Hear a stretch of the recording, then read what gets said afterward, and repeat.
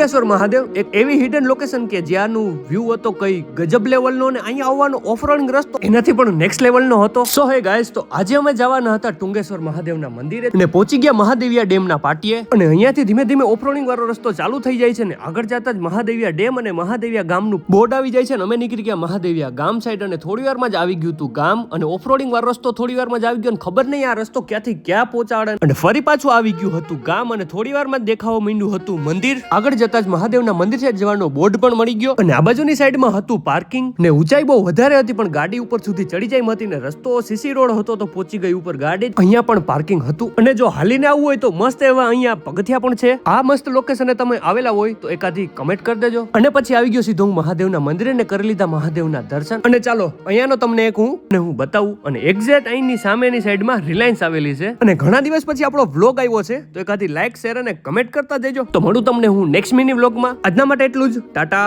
Bye bye.